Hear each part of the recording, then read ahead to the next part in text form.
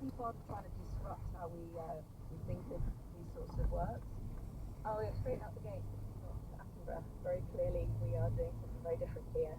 So yeah, soundtracks, voice, the way it's written, characters we're using, the way the show is played. It's all truly different.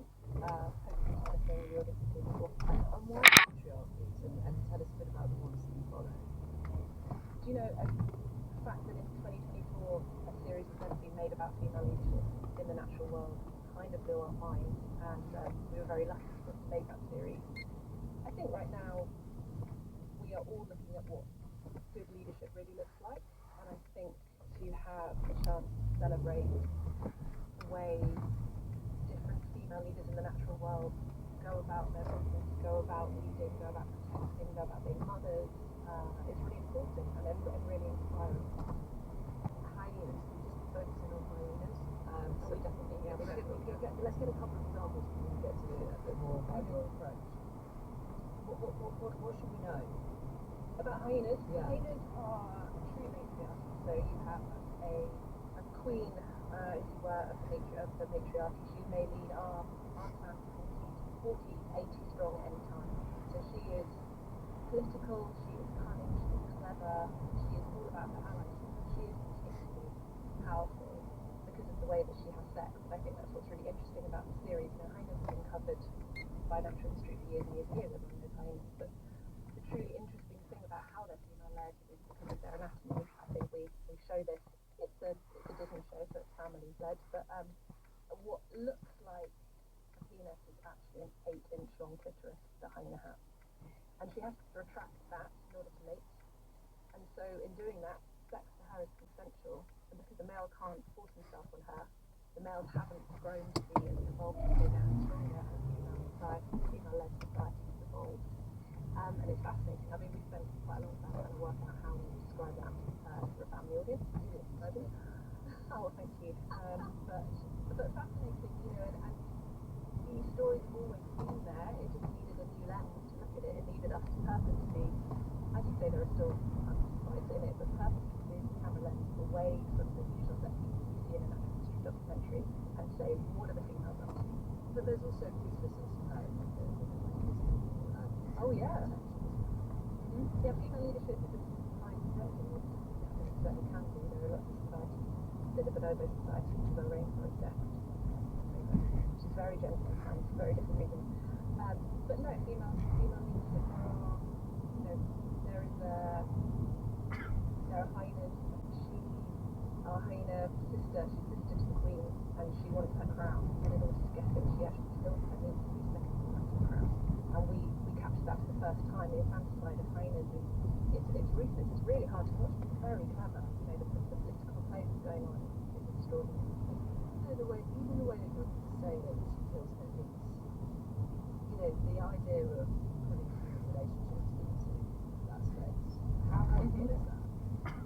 Imposing our world and our language, Do you know what? anti-normalization, that side of it. I'm glad you said that word because it's become a dirty word. It's not a scientific spin from offices. It's, you know, we need right now, we need the natural world. We need people to be in love with the natural world. The natural world needs people to be in love with it. And one way to do that is to make it relatable, is to make people give something to watch that they can relate to, that they can see themselves in, that they can laugh, that they can cry, that they can fall in love with. And one way to do that is to create relatable characters. But also, it's true, these animals are doing these things. As much as I would love to write a drama off the bat, and as fun as that would be, we work with scientific advisors. This behaviour has come to us through the scientific community, and they keep us on the straight and narrow. So everything you're seeing, although it isn't served in a kind of classic specialist factual way, even though it's woven into the dramatic narrative, has come from science and has come from observation in the field, which makes it all the more powerful, I think. I take that, but we have no, if I could just keep going to one example, we have no way of knowing if the hyena used that cup as a niece. No, okay, well in which case she knows that she's the next in line to the throne and the second most powerful hyena there. She's doing it anyway. Okay, but that's what I mean. But it's interesting that you think perhaps also, you know, storytelling is one of the most powerful things we have. But perhaps doing that in that way is the way to get potentially more people engaged and maybe engaged in a different way. I think so. We're purposely going for a very different audience, maybe an audience that has found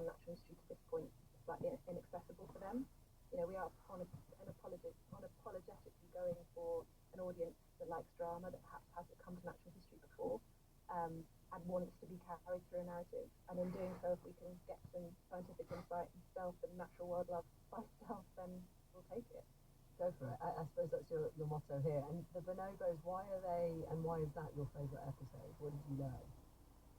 They are such a wonderful species. I think people know chimps, but bonobos are also one of our closest living relatives, and they are a female-led society.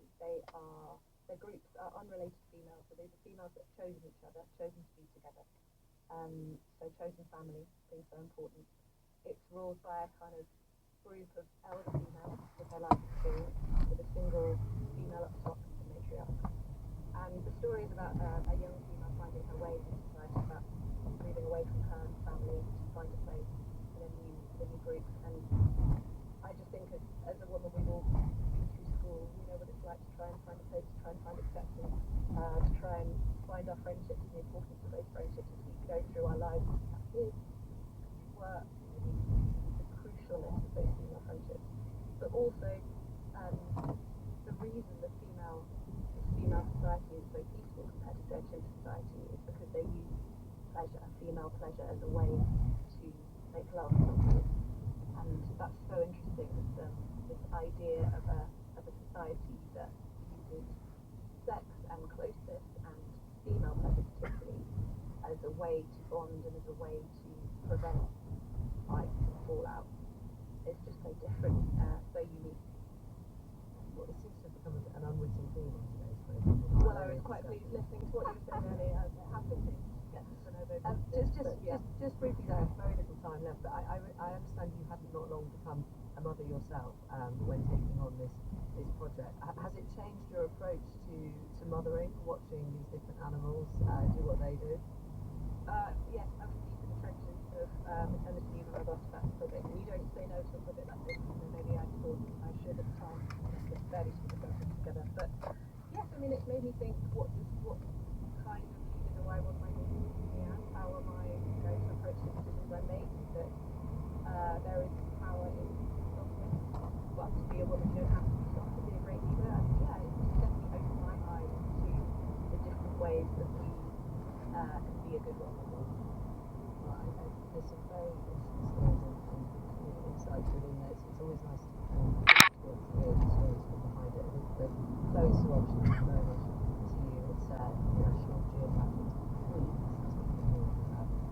It's focusing on female-led animal society and some of the wildlife society launching this week, and some of the stories behind it, and also as well to hear maybe about how to try to get new audiences to such stories. Thank you so much for your honesty and the messages today. All the drama was presented by Emma Bumnet. The producer was Emma. Stay tuned and Emma. Writer Richard King restores the Boston Present on the second release date. Michael Flares and Paul Flowers in Scotland music documents. And fines for taking private holidays during term time on rise. US consider sleeping back and get there. BBC Sounds. Hi, I'm Natalie Collins. My award-winning podcast, In the Water, is back. Two idealists of water, the brightest shining light. Celebrating women's voices. You're very welcome to Now You're Asking, but meanwhile, Tara Flynn. No limits. Celebrating women. Where to Be a Woman is a podcast celebrating the best of women's well-being. We're on a quest to find out where in the world women are living their best lives. Listen on BBC Sounds.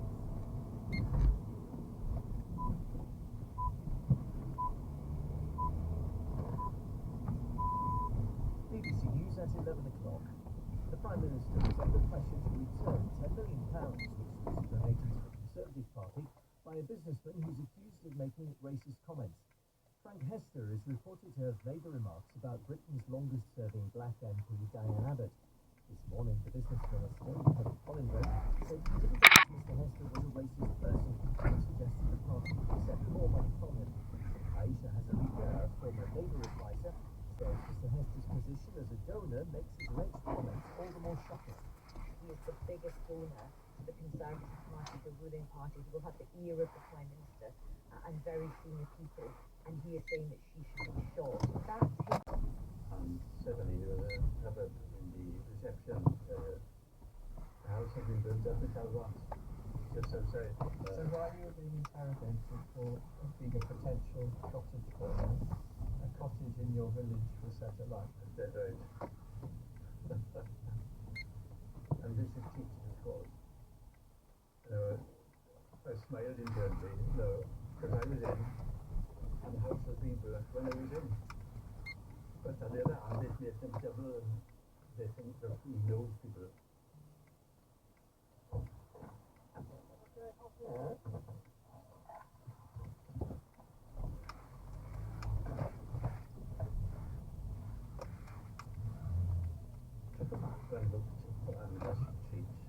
There's property still there. It's on the halfway up to Nantamo. It's very unpopulated. Anglers retreat. Anglers retreat. Probably had a Welsh name, but it was given an English name by the same owner.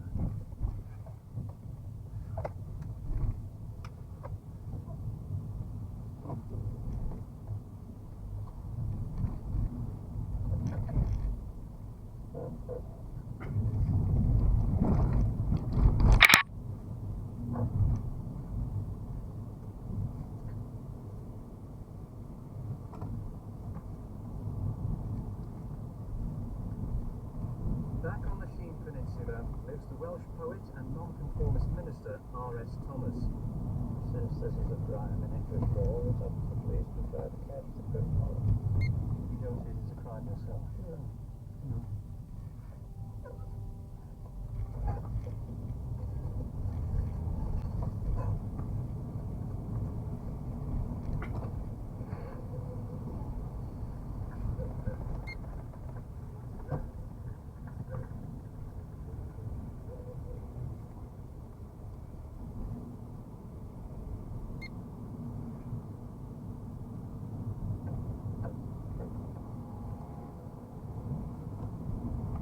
Well, here we are in the council chamber in Carmarthenshire County Council.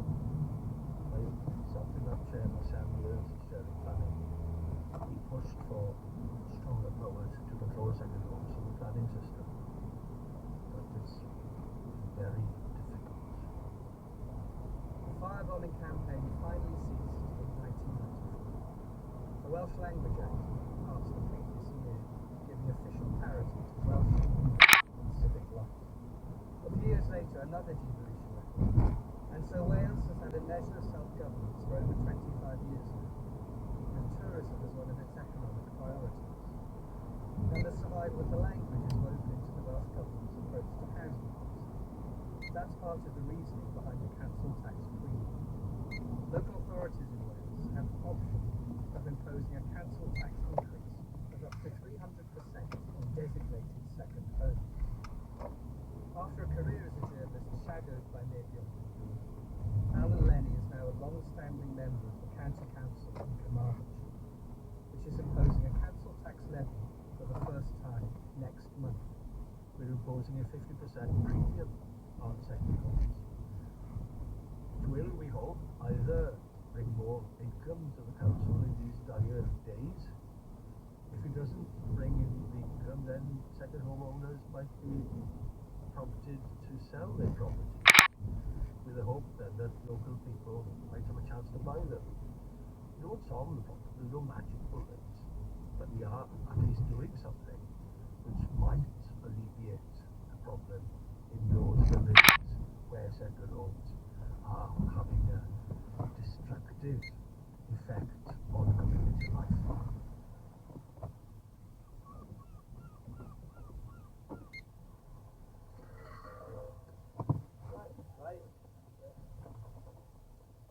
I work on the beach making jewellery and hair braiding, so my income is from lovely tourists, and I love it, and I welcome everybody. I think it's such a beautiful place, and I love to share this place, and I believe everybody deserves to come here and see it and be respectful and mindful of this beautiful village. We are a tourist industry, however, it would be nice if more people perhaps stayed in caravans or places, bed and breakfast or hotels, maybe not buying a house to use for 1 week a year that maybe they could rent out to a local? The balance gone. Yeah, it's definitely gone. Substantial property, 1,495,000, 1,695,000. Bungalow for 1.5 million. Successful holiday let. The building club, they would like offers in the region of 750,000, 2.5 million. Stunning CGs, 3.4 million. We need to talk about this in the context of capitalism. We need to talk about this in the context of the relationship between our economy and that economy, the kind of incredible gradient of income that means that people in Cheshire can buy a house in Abersoch, knock it down and start building again. You know, the idea that people have got so much money that you can buy a house just to get the plot and destroy it. But it's in what was an objective one area, one of the poorest places in Western Europe. It brings entitlement as well. That's the sad thing as well. And it is only really wealthy people that can afford these houses. But presumably those people can afford an increase in taxes. The council it's not a factor. I know a few families who just won't be able to pay these taxes in generations.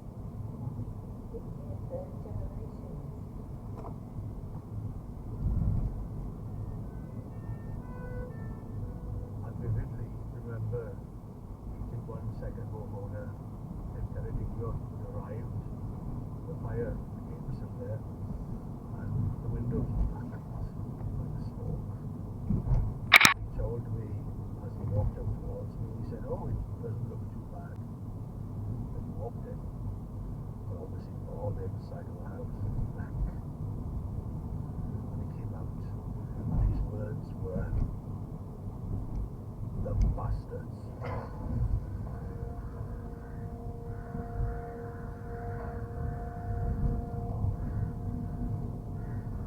Do you feel bitter then towards the Welsh extremists? I don't feel bitter. I feel sorry for them. And I feel just sort of sick that something so beautiful really has been destroyed. So much of the stuff that's shown I assume, given the level of state surveillance that was taking place, that if you were going to conduct an operation in several places on the same evening, and if you are clearly a very secretive, quite efficient organisation, I'm assuming it's not two blokes or a couple driving around just doing it all themselves. I assume there was operation. I've heard other people say there was one super intelligent figure behind all this because the thing was so well organised. I mean, you're talking about the high Welsh establishment figure. Someone somewhere must know who was responsible for all that burning. But they are keeping quiet. In 1993, one young man was convicted of a related offence. He denied involvement, and nobody we spoke to seemed to believe that he had anything to do with the long-running campaign associated with Gabriel and doing. It's a mystery, folklore in the making. The past is never finished, the saying goes. It isn't even past. And in Wales in the 1980s, a semi-mythical medieval figure was invoked by a secretive group which conducted a 15-year campaign of arson and fire. And here, just outside Abersoch, on the very spot where it was struck, there is now an estate of large, well-appointed holiday homes with private security. Call ahead, the website states, if you want to arrive by helicopter. I mean, if you view it as resistance, then okay. But if you were actually interested in addressing the problems, it didn't really seem to me to be going anywhere as a project. And it would be much, much more difficult, I think, to do what maybe what you would manage to do. So ridiculously successfully in many ways. If you just set everything else aside, that was an incredible logistical feat, which I think would be very, very difficult to do. It was William Faulkner who said the past is not dead, even crossed. And Gundor himself, he vanished into the mists of history. No one knows where he died, and so many of him also vanished into the mists of Welsh history. Unless someone makes a definite connection.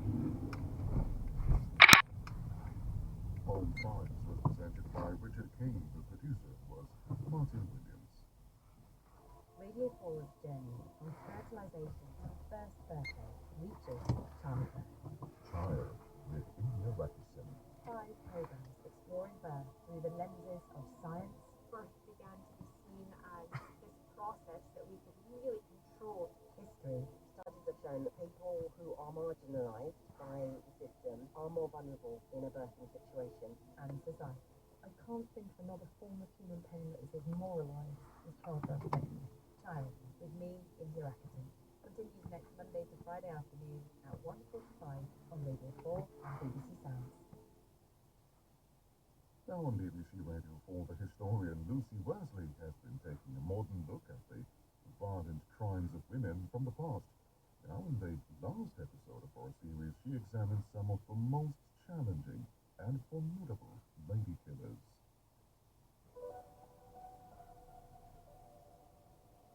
Welcome to Lady Killers with me, Lucy Worsley from BBC Radio 4.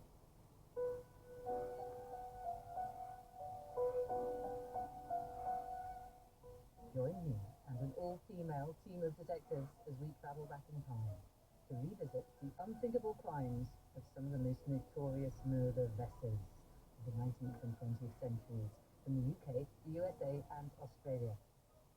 In this final episode of Series 3, we've picked out for you 4 of the most difficult and contradictory murderesses of the series.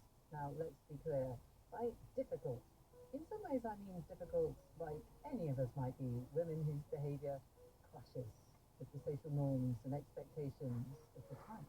But of course, what makes these women truly different from you or I is that they have a very dark side indeed. This episode contains material that some listeners may find distressing. He left me with no money and was going to take the children away from me. I was not going to allow him to do so. If I wish to take anybody's life, why should I not take that of my husband, who is the greatest enemy to me in the world? I won't let you break the engagement. I love you, and would kill before I would see you taken from me. The Commission sentences Mary E. Surratt to be hanged by the neck until she be dead. The stories of Mary Surratt, Alice Mitchell, Mary Ann Bluff, and Maria Lang. All of them are accused of murder. They are anti-heroines. They broke society's moral codes. They did unspeakable things. They couldn't be more difficult than that. Because I disagree with what I've written. Sometimes it does come in collected with why are you even speaking at all. And I think that to stand and say, look at me, still to be seeking attention is something that's still considered to be quite unfeminine. What about you, Ross? I'm almost tempted to say I think you should ask my colleagues and my husband. I'm a difficult woman, but no, I actually don't see myself as difficult at all, because I wouldn't like to isolate myself and seeing myself as having particular qualities that go against an idea of womanhood in a way that other women are somehow. So I guess I have a bit of an issue with this idea of difficult women beyond trying to dismantle a stereotype. Well, I would say you can be situationally difficult in a positive way. Thank you, Lucy. I'm going to take that as a compliment. This is meant as well, very sincerely.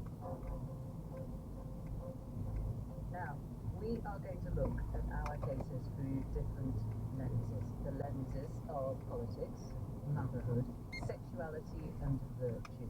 We're going to start in the world of politics with Mary Surratt, a passionate supporter of the Confederate cause in the USA. Little refresher in case you need it. The states had been embroiled in a bitter civil war, with the Southern Confederacy fighting to preserve slavery. Mary Surratt, her son, and their accomplices cannot accept the victory of the Northern states, and in her boarding house, a plot is made to assassinate the opposition's leader, President Abraham Lincoln. Although it's the young man called John Wilkes Booth who shoots the president, Mary is hanged for the crime. Here's the fateful moment when Mary finds out what she's being accused of. In further prosecution of said conspiracy, Mary E. Surratt at Washington City did receive. We're talking about Mary Ann Gluck, who was the wet nurse employed by Queen Victoria. Mary breastfed the Prince of Wales. She even went to his christening before being sacked, allegedly found drunk in the nursery by Queen Victoria herself. Later, Mary's husband discovers that Mary's having an affair and threatens her with divorce. In an act of desperation, to avoid her husband getting custody of their 6 children, one fateful night, Mary slits the throats of her 4 innocent infants. I saw one child lying on the window with his throat cut. Another room found 3 children, all with their throats cut and quite dead. Now, this case is interesting to think about because Mary's behaviour goes so much against ideas of motherhood then, and I'd also argue now. Helen, what's your reaction to it? I think it's interesting to me because it reminds me of the story of Medea, which is the classical story of what we would now call family annihilation. And the very odd thing about family annihilation is it is almost exclusively a crime committed by men. And the classic version of that is that a couple splits up, and then there is something that happens, almost like the father says, well, if I can't have the kids, no one will. And that, I don't think, is what's happened here. But I question myself in saying that about whether or not those feelings of entitlement and rage might also be felt by my mother. And are we imposing a different kind of stereotype on this case by saying, well, of course, a mother would never act in this vengeful way. She must have been doing it because she was so afraid of losing her children. And extending more sympathy to repetition. Well, making the series totally has made me pull myself out of all sorts of stereotypes that I hold. Ross, what do you think? Mary murders her own children, but to what extent do the custody laws at the time that could have taken these children away from her, to what extent does that excuse her? Yeah, well, we chose this case deliberately because we wanted to get at it was a way into exploring that particular area. And again, it's something you've written about in your book, which is great. So just going back to recap, in the 19th century, if you divorced from your husband, which was incredibly difficult to do, the custody of the children automatically went to the man. He was basically the owner of the kids. And there were little loopholes, of course, following 1839, for example. Under certain circumstances, children of the age of 7 and below could be given to their mother. But if you had committed adultery, of course, you couldn't have that. And in this case, that's what Mary had been accused of, and there was evidence, that the husband had in his hand. I think it's really interesting that this case, although we have the custody element to it, it didn't give rise to any kind of debate about those custody laws or anything. It was very much swept under the carpet, and it's because they went down the road of the insanity defence. It was also a way of the Victorians tidying it away, because they couldn't imagine a mother possibly doing this, possibly killing 6 children in one night. And so it's a very easy way to explain the unexplainable. Now, this brings us to an interesting parallel, Helen, with your book. You look at Mary's state, synonymous with the provision of birth control access across the world, but she also had a very dark side. She was就咁樣樣救翻自己個國海一命。咁啊，先講第一單係點樣啦？第一單咧就係咧，佢話咧係應該喺大概差唔多5年前、3年前啦，咁就中咗一個釣魚嘅嗰啲網站，就係咧叫你去俾錢去買嗰啲 COVID test kit。咁因為大概半年前到英國就開始話再唔係派啊嘛，咁就要大家自己去藥房啊嗰啲度買。咁啊，當其時有好多香港人係嗰段期間嚟咗，但係又好擔心可能中咗招。at least 你唔好話易唔易啊 ，at least 我都知道得個知字，咁佢哋之前又唔係英國噶嘛，佢哋攞唔到嗰啲免費 test kit 噶嘛。咁但係突然之間啊冇得攞，咁咪要出去買。咁但係佢話只要俾99p就可以買到啦咁樣。咁所以我就咁呢個地方平喎，因為本身真係免費送嘅，咁99p 又好啲實啊冇啊。咁雖然出邊係可能賣緊幾磅、10磅、8磅唔出奇啊，我唔係好記得價錢，我冇去買過。咁啊，佢哋就即係有一部分人啦，可能就因為咁樣中咗招，就俾佢套咗啲個人資料。咁但係咧，佢話咧當其時候。So what about you? Have you been able to find a nursery or a childminder with space in those hours? Are you in Scotland or Wales and maybe wondering what support is available to you? Today on Moneybox Live, we're going to answer your questions about child and we'll take a look at how the whole system is evolving. So get in touch now with your questions and your comments. You can email me on moneybox@bbc.co.uk, on social media, and have a look at a few emails from mums. It's really great to hear from some dads as well. Before we hear today's experts, let's hear from some parents. I've been visiting a baby group at the Gender Soft Play Centre in Warrington to ask parents there how they're finding funding childcare now. 咁就話叫佢咧，你將你將你筆錢過你戶口啦，佢咧就認為啊係叫銀行叫佢將自己筆錢匯過去自己另外一個戶口。咁我講係 OK 啊，呢個 make sense 啦，係啊，我自己啲錢俾我去另一個戶口避險啦咁樣。咁啊再聽咧，佢兩個人叫佢講即係俾咗另外一個戶口 number 唔數，咁佢就出事啦，係點冇可能嘅，我係咪一個完全唔知嘅一個戶口 number 唔數嘅？咁佢就升翻嚟，係啦，佢就即時咧就呢一個銀行咧就 stop 咗啲 transaction， 咁就即係 freeze 咗，咁佢就而家就希望英國同佢嘅，咁但係佢話就因為年前嘅一個失誤就導致佢未踢出，佢話因為佢可能想用中國人打佢哋先，有咩出奇嘅？係嘛？即係唔出奇嘅，我覺得呢件事。咁第二個咧就係咩習慣，我咪有介紹過大家要咩嘅有個合作關係啊，我純粹因為平時咧去好用我哋去消費覺得嘅利潤，跟住你就會消費。咁但係咧佢就話佢有咩嘢？佢咧就話佢今日收到個電話就話自稱係咩電視打電話俾佢，然之後咧佢話數位證員就知道佢大部分嘅個人資料，就不斷叫佢講咧佢口裏面咧我阿媽兩千幾都真係幾多錢啊！又話咧佢嗰張卡咧有人開咗嘅 transaction 叫佢講啦，話咧係俾人換咗之後咧要用4就係因為係 revenue 啊4即係個唔係咩夾萬，因為夾萬嘅方式將啲錢咧就轉咗去夾萬嗰度數住佢，就會冇事啊咁樣。但係咧佢話我唔係，我就發覺係唔到嘅，因為咧佢話叫佢要做 direct debit 轉落4話有咩可能？有咩可能你 revenue 叫佢做 direct debit，因為做唔到啊咁樣。咁然之後佢話買完佢之後咧更加可能係呢一個係個騙案。我嗰陣時都有講過啦，因為呢一種手法嘅騙案咧係有唔同形式嘅，咁但係個 key point 咧係你將啲錢就轉去另外一啲不知名嘅地方，係講嘅好似唔合理咁，但係最後目的咧都係叫你將啲錢轉去嗰啲地方。咁但係其實佢呢一單係應該更快可以 spot 到嘅，點解咧？就係因為所有嗰啲 virtual bank 係電視打打人嘅，但係每次個互相嘅嗰個資訊電話係過唔到嘅，即係如果你有個客戶嘅話咧，你可以 conversation 講俾我知，我自己就冇辦法可以試過同你電話嗰啲時候咧，永遠都係 online 經過 app 去，因為你經過 app 佢就認證咗一定係你㗎啦，然之後你本身係肯定佢係呢個銀行嘅職員，佢係一個 app 出嚟㗎嘛，咁所以咧基本上佢係唔會同你講嘅嘢。virtual banking 咧個好處就係你根本唔需要打電話同佢傾，你可以 freeze 個 account，你可以呢度撳掣 freeze 咗，不斷再撳掣 unfreeze 佢都得嘅。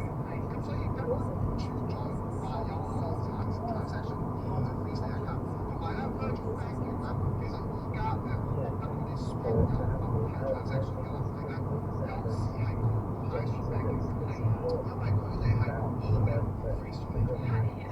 我試過一次咧，就係我去想去日本嘅時候咧，咁我因為想買定一啲專輯，就喺日本嘅，咁啊日本嘅網係咧就最平嘅，所以我就抌入去 Amazon 日本嘅 Amazon， 就諗住佢直接寄過去日本間酒店嗰度攞利是，去到酒店佢插包過嚟買咯。咁但係因為咧，我喺短期裏面做咗2次差唔多嘅 transaction， 因為我買完嘅錢咧，希望係好夠買個保險咁樣，佢就唔俾我做啦，死都唔俾我做啦。跟住你知嗰啲 virtual banking 咧，佢唔單止係有一張實體卡俾你，佢仲有一張 virtual 卡俾你。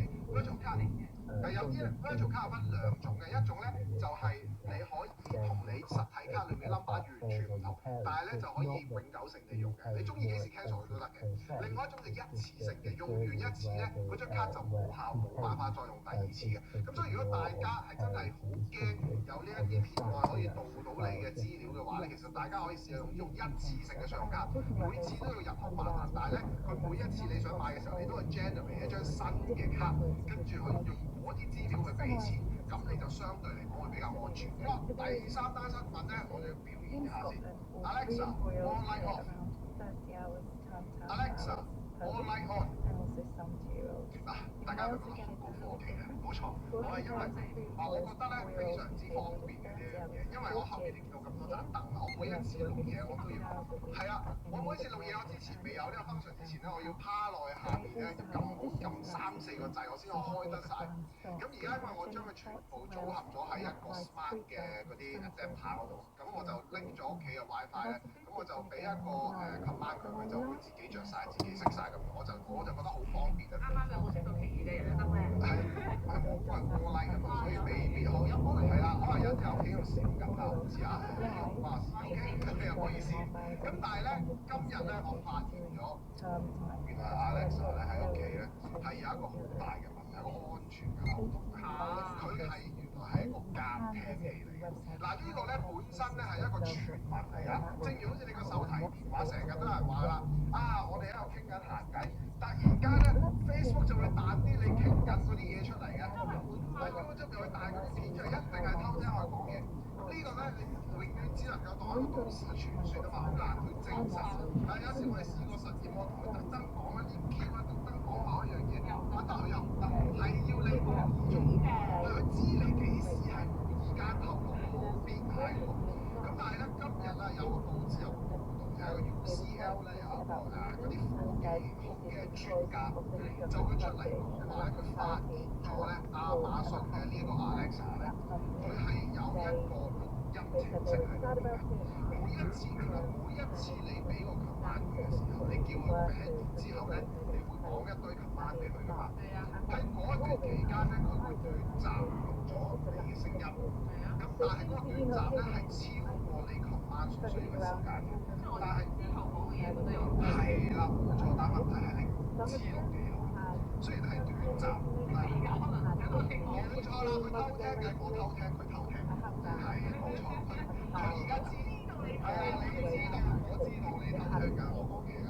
咁咪嗱，呢樣嘢咧就本身就冇得到證實嘅。咁但係呢位專家咧，佢就向亞馬遜去攞咗一啲關於佢自己嗰個account 嘅一啲資料翻嚟。佢話佢經佢一啲同佢專業嘅途徑啦，咁唔係梗係當然唔係我同你有辦法攞到啦。佢話佢係攞到一啲錄音。係，即係得到一啲錄音係佢冇諗過佢會錄低咗佢。呢個就有少少恐怖啦。佢咧個 warning 咧就叫大家唔將呢一嚿嘢擺喺任何你一啲比較私密嘅地方，即係唔係你個人身體私密嘅地方 ，OK？或者唔係你嘅私密係嗰個廁所啊，又或者即係又諗緊喺私密嘅地方，黑絲定係透明絲？底褲裏面成個插唔落去喎。咁啊，唔好擺廁所，唔好擺睡房，係啦，唔好擺一啲你會講秘密嘅地方。如果有 cam 嗰啲咪好恐怖？係啊，但係我哋嗰個房係，但係我哋嗰個房嗰個咧有得冚住個 cam 嘅，佢有嗰個塊嘢，係啦，嗰個嘢嘅。你一直想抌佢出窗添啦，但係唔係啊？我哋因為房咧都有裝到一個 bedroom light 㗎，咁啊叫佢咧開關又好方便，又都係因為嗱人嘅損失都係自然難嘅。咁你因為佢可以校埋嗰個燈嗰個幾多 percent， 有時想暗啲光啲咁樣，你唔使喐啊嘛。咁佢好處就喺度啊，但係個代價就係咧，原來咧佢發現淨係亞馬遜係有呢個。Day rate for me, 8 till 5, is £45 a day, and that includes snacks and breakfast. What about the funded hours? Is that the same kind of rate? Funded hours, it works out about the same. Depends on the age of the child though. The funded hourly rate is higher for a 2-year-old than it is for 3-year-olds. The problem we've got is that parents are wanting to now negotiate are rates because they see that the funded hourly rate from the government is slightly higher than the hourly rate we are charging. So they want a discount on the remaining hours that go over the 15 hours funded. It's creates a little bit of tension between childminder and parents already before the funding's even in place. Parents are trying to negotiate on reducing the additional hours. So how many children do you look after? I have 4 on the books at the moment. Full days, some come full time, some part-time. Childminder，你記唔記得 Sarah 嗰個 Funding comes in next month.？Sarah 就係以前你嘅 childminder。 It's actually more than what I charge parents Really? until I put my fees up. The only thing I will say about Yeah, what's it the is I think a lot of 3 years are going to get pushed out. The yellow because string. 2-year funding is more than what you get paid for 3-year-olds. From where? So a From? lot of childminders are going to opt for the 2-year funding because they get paid more basically. Because the 3-year-old funding, it doesn't really cover what we do with them. always smell like? Are you okay? I always smell Just make sure he's quite easy to the carrot. You're relatively new on the childminder scene. How long have you been doing it? It'll be 2 years in August. And why did you become a childminder? I've worked in private day nurseries, preschools, 15 years, and I just felt like it was time for the next move. There's been a bit of a drop in the number of childminders in the UK. Why do you think that is? It's quite hard, obviously if you're poorly and you don't get sick pay, so the financial side of it is that. The funding as well, it's a grey area. I personally, in my role, I haven't had any issues with it, but I know other childminders have. If you've got so many children on funding and you're waiting for that payment once a month and it's delayed, doesn't happen, obviously you've still got more outgoings. Okay, we're finished, let's go have a play. That's the next minute, guys. I think I'm thinking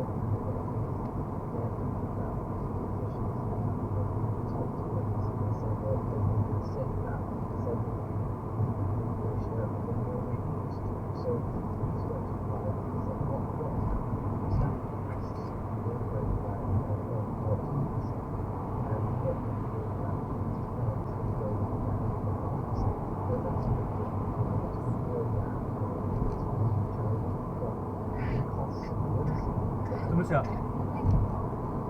上面邊做咩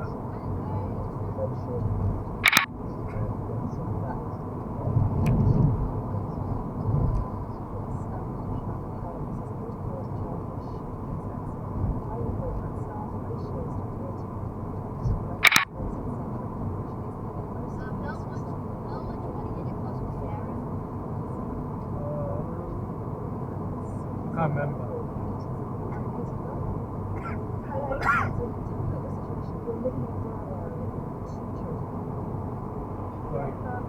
Maybe like 40, 50 pounds a day, I think. I can't remember. spent that much on childcare? Yeah, At the moment, I'm expensive. on maternity leave. I'm looking, I was meant to go back to work, but the nursery that I'm in, my 9-year-old to shut down. So I couldn't find another place that had available hours for me to go back. So I had to leave my last job and look for another one. It's a really difficult situation. Dr. Malcolm, I don't know, childminder setting up childcare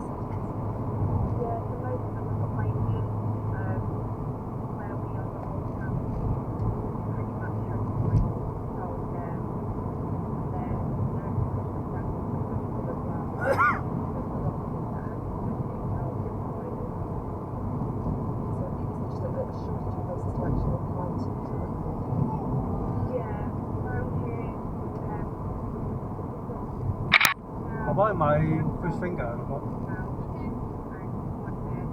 你入唔入去買嘢咁咯？講多次。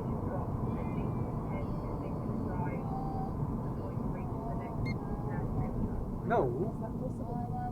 We'll be home alone. It is. I had to find a nest, find a near a job. I had to go away to Ipswich, and the job in Ipswich, which is an hour away from us. Huh?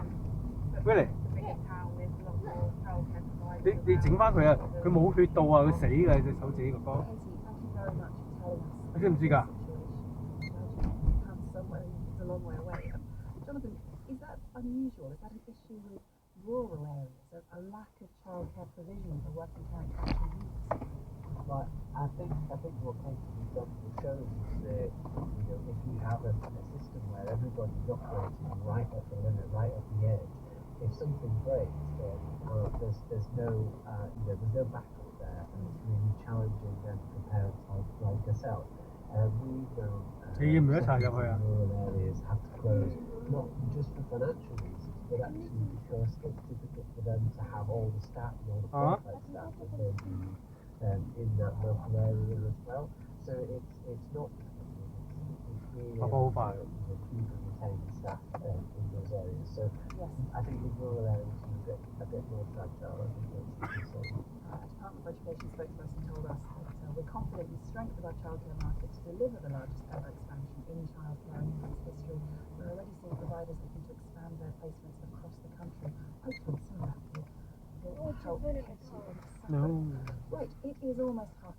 It's tidy away time here at Moneybox Live. Huge thanks to everybody who's been in touch, everyone who shared their stories, and thank you to today's experts. We've been hearing from Ellen Broom from the children's charity Coram and Jonathan Baldry from the National Day Nurseries Association. You can listen back to this programme on BBC Sounds in just a couple of hours. Paul Lewis is back on Saturday with Moneybox just after the midday news, and you can find out why a charity skinny dip in the North Sea is causing all sorts of problems for a listener who's making the move to好快 university. 再翻嚟喎。 If there's a financial story you want us to take a look at, then please do get in touch. You can email moneybox. 佢同細 B B 喺度。 Differentiate trauma and phobia. So these specific phobia, as we call them, is an anxiety disorder, and specific stimulus, quite often it is spider or snake, can produce excessive fear to someone with this phobia. On the other hand, post-traumatic stress disorder is a syndrome that results from exposure to a traumatic event, violence, for example, and this is different from several disorders. So, returning to your question, this is now well established that these strongly reflect our daily lives, culture, experiences. Is BD small? There is a higher probability to You think so? experience I hope day to day before our sleep. Are you smart? The past. I However, hope so. it can also be Okay, experiences that took No, place I might not. long time ago. So the stronger I might be emotional your average experiences, the more probable it is to bring about. Nobody. Sometimes Do these you know experiences what? Do I have to be there by 5 o'clock? can result in the production 5:15. of recurrent nightmares. Oh as my in god, I said post-traumatic 5 stress to 6 to disorder. 6. So in Huh? this Okay. I said I was that going to be playing from dreams 5 to that 6. reproduce a traumatic event again Very and much. again. So as you can imagine, this is really No stressful and chance. painful. On the other hand, people with anxiety disorders, such as phobias, may more often have anxious 你唔 dreams. 可以 send message 俾佢咩 However, this is not always？Offline the case, message. because we see that these Because they don't break. if I'm not mistaken, didn't have nightmares about Too bad. spiders. Who is they? Her spider phobia. Yes, it's interesting that Leslie is Well, we certain can that tell she them is tomorrow. cured of her spider phobia, and she can now face them in real life and even have them run over her hands into each other.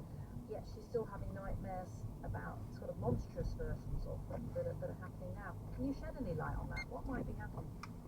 She developed these nightmares after she got into contact with spiders, and this is actually expected because she got into contact quite regularly during therapy with spiders.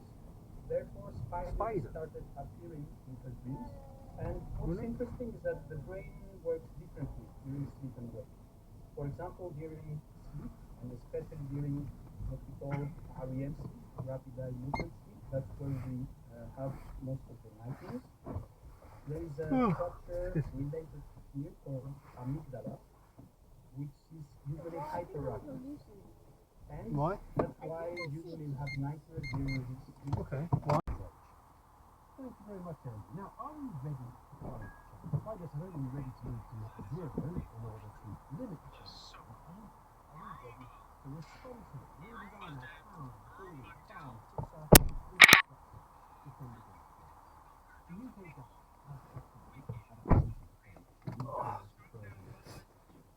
And today we heard that it was really good.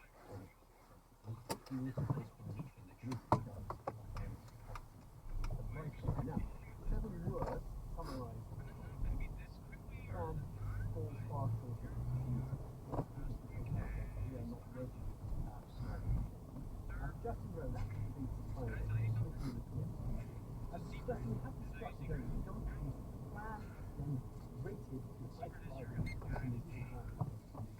Can you talk us through the plan and the scheme of things?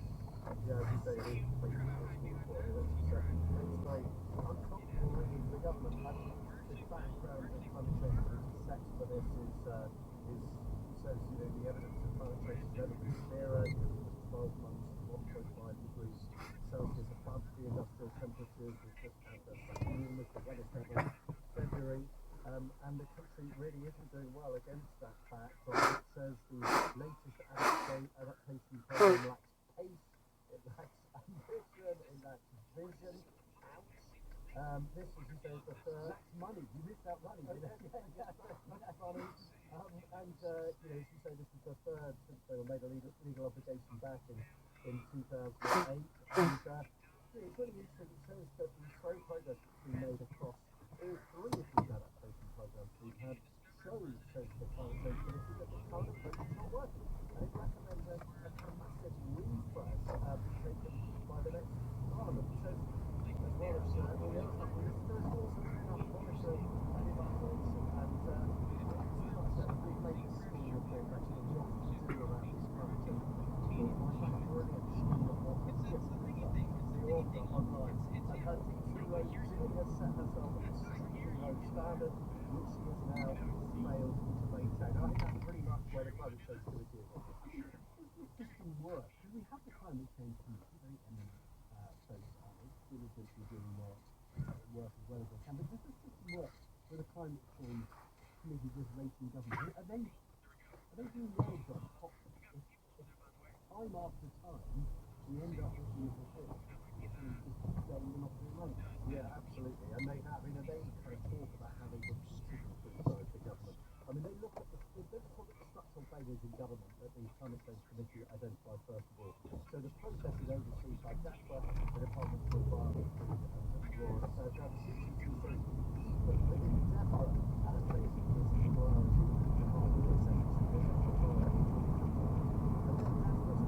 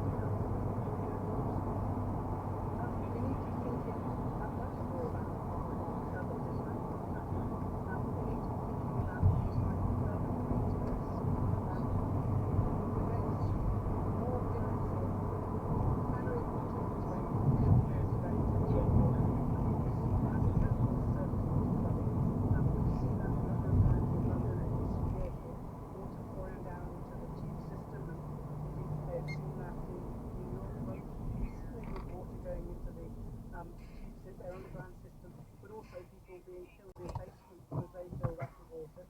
So we need somewhere for that water to go. Forest surfaces, green space is absolutely critical. We're currently paving over our cities, and sadly, people are paving over their gardens as well. But green space also provides some abatement of the urban heat island effect. So it provides cool and shady places for people to go in hot weather and take exercise. So it contributes to well-being. And of course, the trees contribute to removing carbon emissions from the atmosphere. So a real focus on more urban green space in our urban environment, and particularly in areas where less well-off people live. There's been a lot of research showing that how access to green space in our cities, and also studies from American cities, access to green space is much greater in the most affluent areas than it is for people who live in less affluent areas.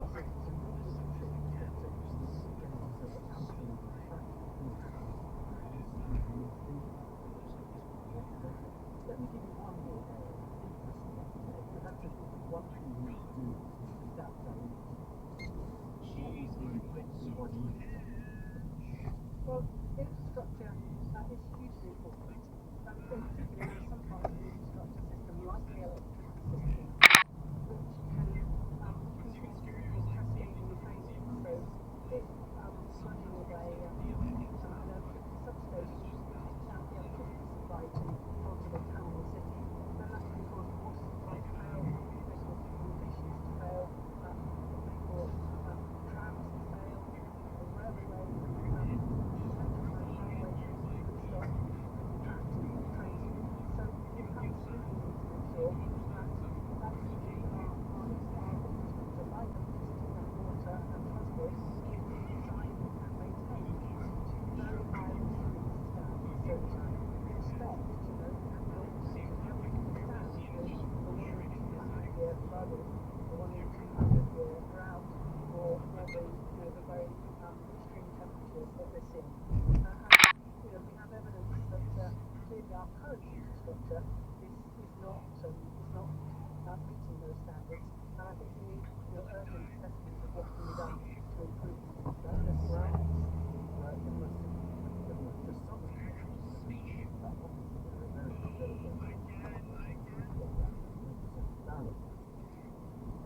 Chair of the adaptation.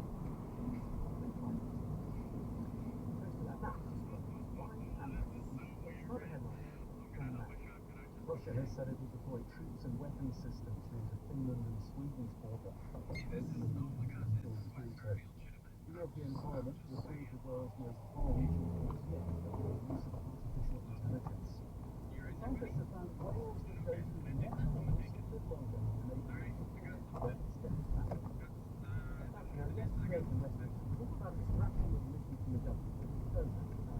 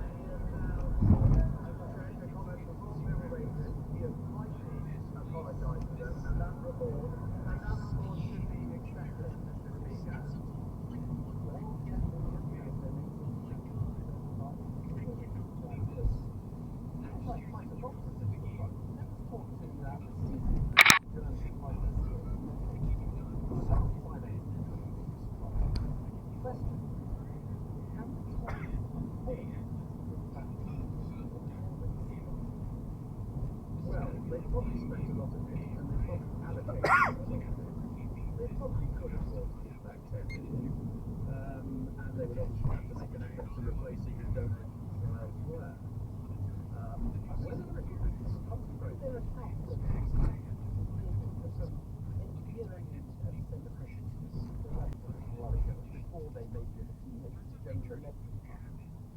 total income that is 30 million. So 10 million is. Yeah, I mean, the donations last year were a lot higher. And you would expect the same to be the case this year. And of course, they can borrow money everyone shows it. You've got to pay interest on it and so on. But I mean, I think they will have to cut back on what they do during the election campaign. But I don't think anybody has ever thought that money is decisive to a British election. I think in America it's very different. Of course, sums of money spent are rather different. And the Conservative Party has a particular problem right now in that its membership is very old. Its membership is a lot smaller than Labour's, about less than half the size of the Labour membership. And it doesn't have a great pool of activists. So some of the things that you would expect activists to do, like phone banking and delivering leaflets and so on, in recent years, the Conservative Party, more than the other parties, has used outside agencies to do that kind of thing, which is extremely expensive. And so they may have to cut back on that kind of thing. I mean, the days of spending your money on billboards and newspaper advertisements, there's a lot less of that, I think, these days than there was sort of 30 or 40 years ago. So this would be a blow giving back the money, but I don't think it would be crippling. Not the first time political parties have been told, what are you doing with that money? You should not have that money. I mean, I'm thinking back, I can't remember quite what it was, but the Liberal Democrats. Yes, well, there was a man called Michael Brown who turned up. In fact, first of all, he went to approach the SNP, and they didn't. They weren't impressed by him and told him to go away. So he then approached the Liberal Democrats, sort of towards the end of 2004, and offered them 2.4 million. But it was so late in the day that Lib Dem said that they basically misspent the money. They didn't really know what to spend it on because they'd already worked out their budget. And then he was convicted of fraud some years later, serious fraud, and jailed and so on. And there was a clamour from the other political parties for the Liberal Democrats to give back that 2.4 million. And they refused to do so, saying they hadn't actually got it anymore. They didn't have the money to give it back. And so it never was given back. But it remained an embarrassment for the Liberal Democrats for several years thereafter. I wonder, though, whether if you're a consumer and you have to sometimes think about raising money for your party, it's a lot of work raising money. 10 million work. You might be thinking, 10 million, 3 days bad headline, just weather it and keep the money for the party. Or do I give the money away and then have this enormous capital and go round to the business? To raise a similar amount. It might be put off a day. And I'm sure that certain treasurers would say, look, we squeezed all the money we can from our donors. Then, of course, they're also facing competition. Many of the people who underserved donors may potentially also be, or maybe thinking of switching, or may already have switched to donation reform. There's a lot of crossover. So it's not an easy time for people on the right for raising money. The whole cost of the variety of operations is very low. A lot of donors will be saying, well, what's the point of giving you another few million if you're going to lose anything? Donors like the fact winners. They like to think that they've made a difference and that they've helped the party in the government or to stay in government.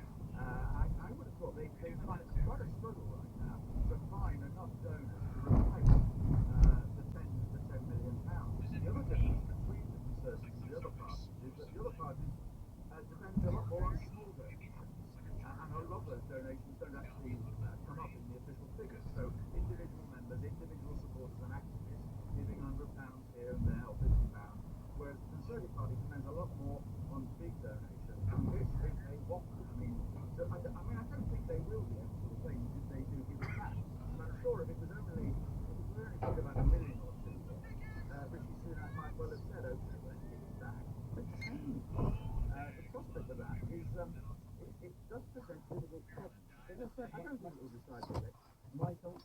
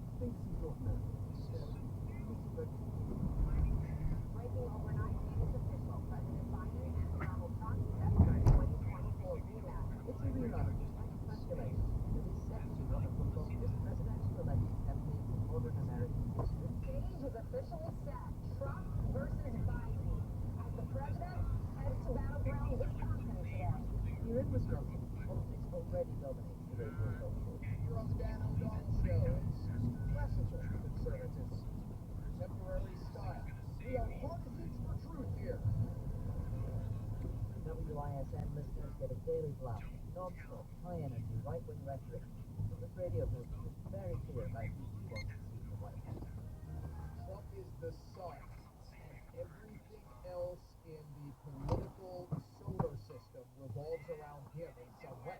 6 months ago, when I visited Dan O'Donnell at his radio station, he told me he had doubts about Mr. Trump's electability. You need to be focused primarily on keeping him in power. And that's not all that. I think he's going to have the most difficult task out of anyone yet.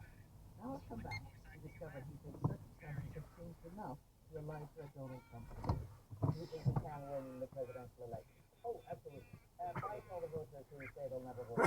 Despite all of that, I mean, I honestly believe that Trump is the prohibitive favorite right now. You take a look at all of the betting markets, they have Trump as the favorite. All of the swing state polls show him up. In 2020, Trump didn't lead in a single swing state poll.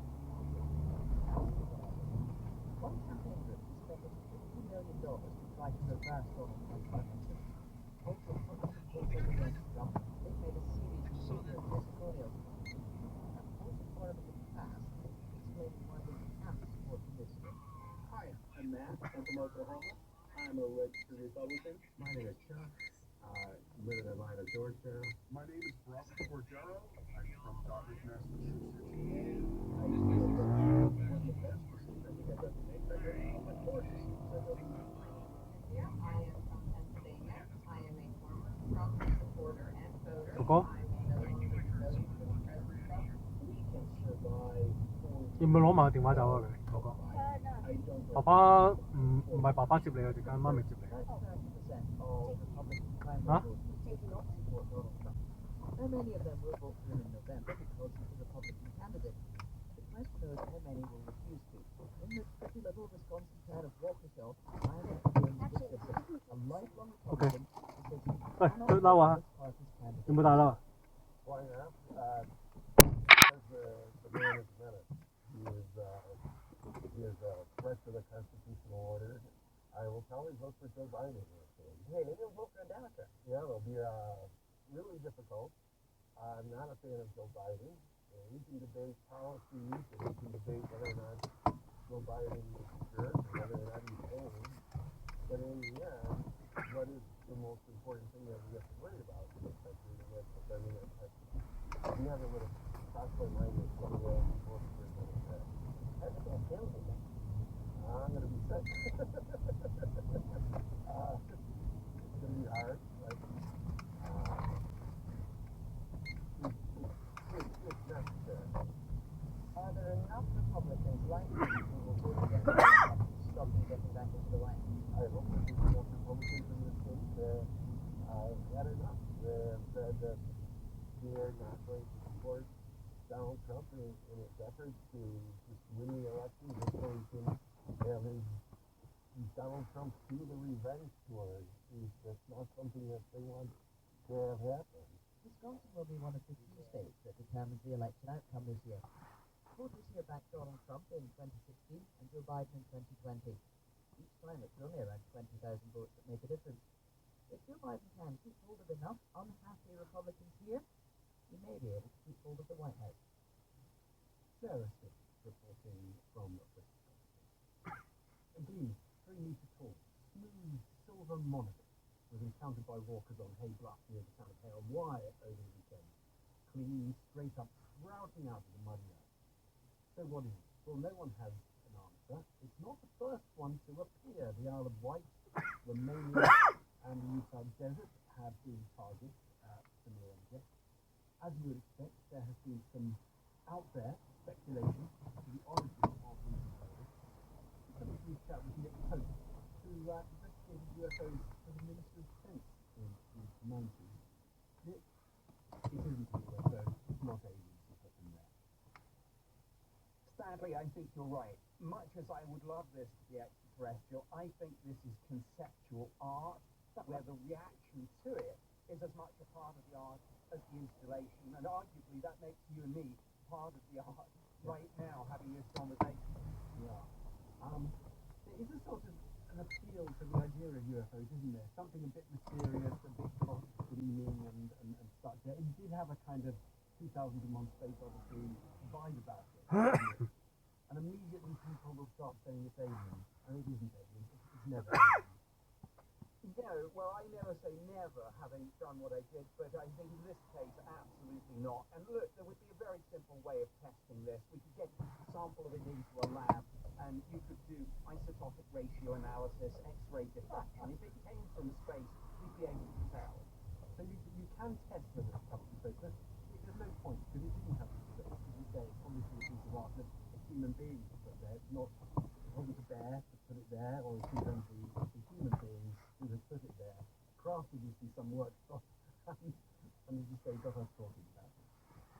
Sadly, yes, and I say this not as an accusation, but an observation, but it's interesting that the witness they seem to be talking to a lot just happens to be a builder.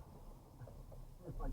Do you really work with the MOD on UFOs? Because they really think there might be something. Yes, I mean, it was more to do with just wanting to satisfy ourselves about anything in our airspace as opposed to corporate belief in extraterrestrials. So it was defense and national security rather than aliens. But we never said never and kept an open mind for sure. Thanks, Tony. Radio Pause journey from fertilization to first burn. And now there's an entirely new hero. It's the largest world report. It's just mindful and exploring how science, society, and history shaped our approaches to childbirth. Child, with me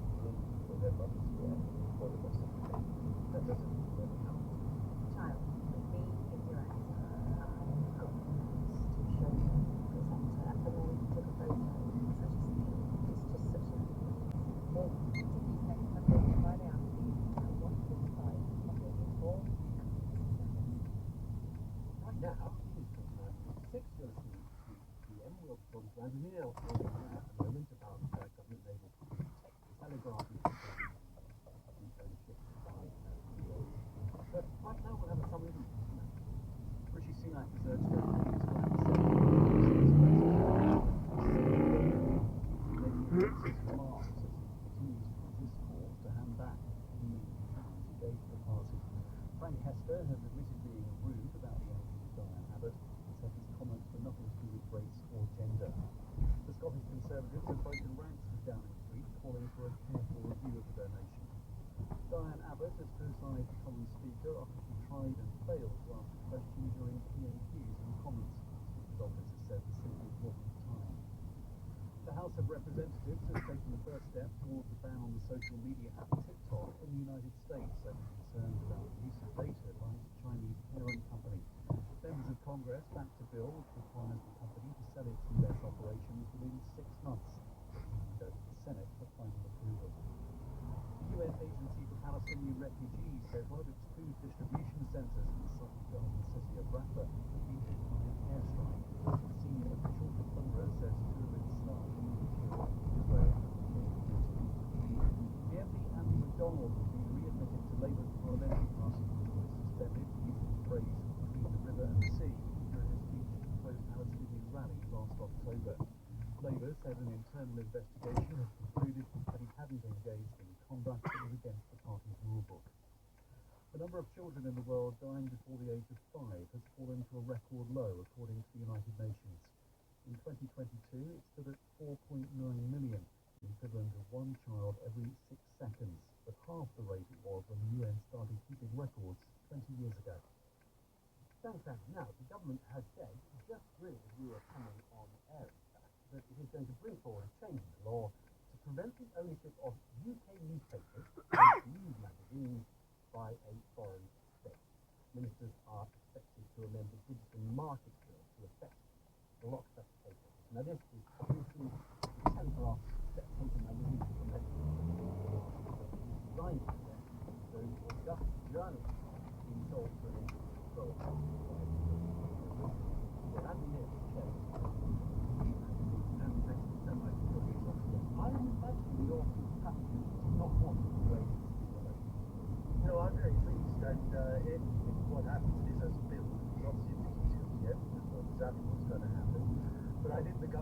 saw the writing on the wall. There was a head of state building up before the Lords House of Commons to give all parties of Parliament a vote on whether any foreign government should take over British media assets, as Euro governments then do when they look like they're going to lose to the victorious side. The government's taking this over now. It's actually going to be tougher. It's going to make it legislation. It's going to be a law to stop foreign governments from owning British media.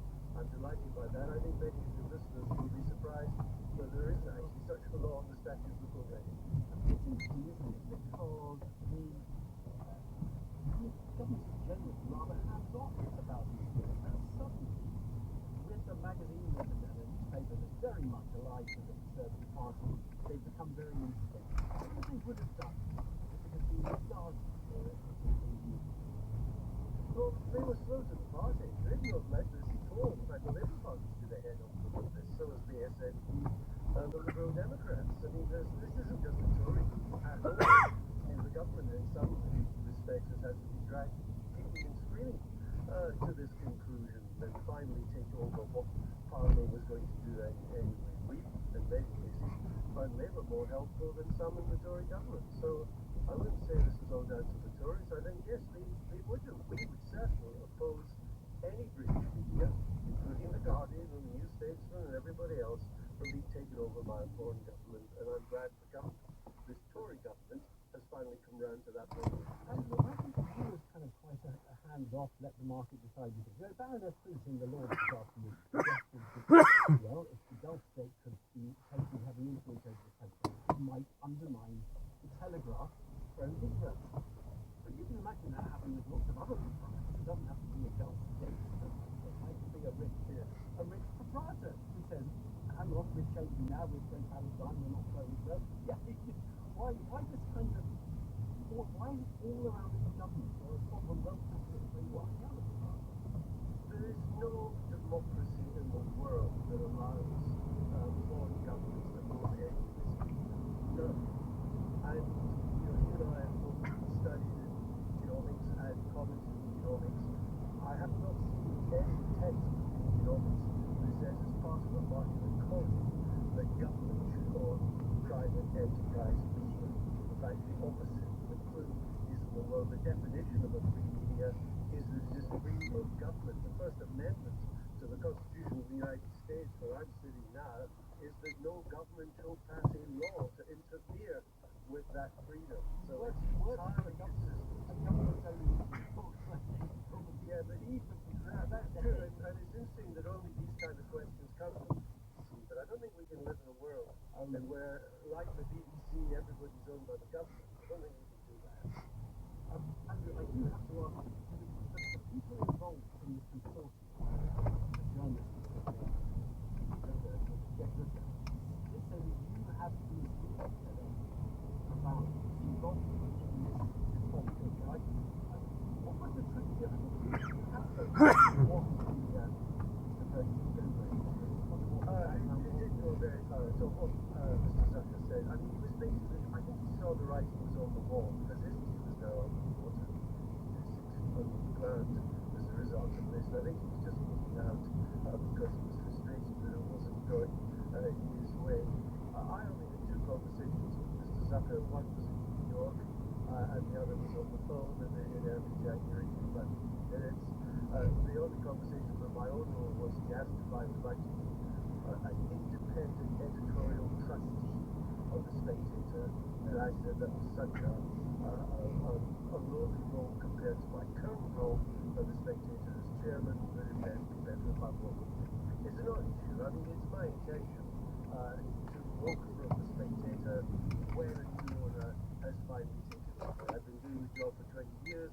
Sales have never been higher, profits have never been higher. His reputation under Fraser Nelson has never been higher. I'm a huge cricket fan, and I know when to declare that the P can get out. Well, very good. And Andrew Neil, chairman of the Spectator, for the moment. Thank you so much. I think the BBC's line is that it's publicly owned. Identification is really essential, and so there'll generally be some sort of band somewhere on the body confirming their identity. If they've got storage facilities at the premises, there'll be a board with the names on. They are treated like people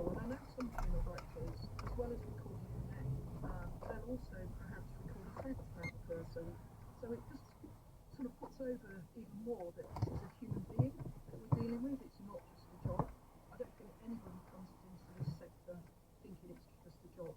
It's more than that. We do it because we care. We do it because we want to do our best for the people at the worst time in those companies. Now, all of you can send me the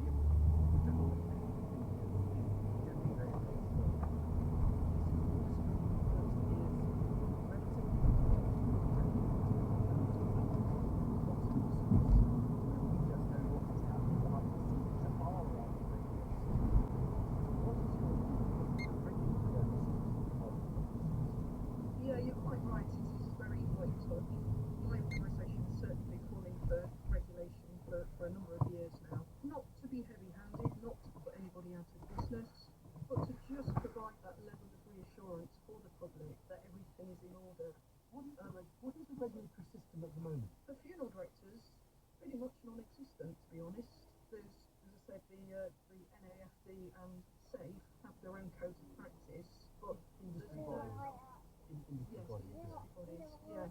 There's no compulsion on a funeral directing company to belong to either of those organisations. So at the moment, pretty much anybody could just set up a funeral director. You could call yourself a funeral director and start to undertake funerals straight away. There's virtually nothing. In the past, it's not been too much of an issue, but it's quite a competitive market now with a lot of sort of big companies providing funeral directing services. So I think it's time to revisit whether regulation is required, just to protect those standards that already exist, but to put them on a formal footing rather than on a voluntary basis. Ian Duncan, Chief Executive of the Institute of Cemetery and Crematorium. Right, it's not the Oscars. This is better than that. The Broadcasting Press Club has been going for 50 years and has compiled, to celebrate the 50th anniversary, has compiled the top 50 landmark TV programs in this country. You would see some familiar names on that. About this, Life on Earth, Big Brother, and maybe Sport with Devil in the top 10. But number one, the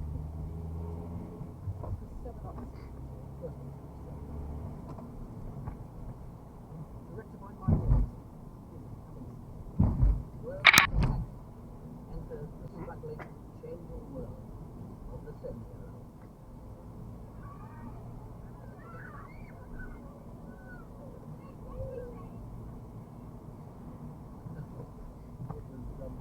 Partly a film about 7-year-olds, but it's also a piece of social history in the making.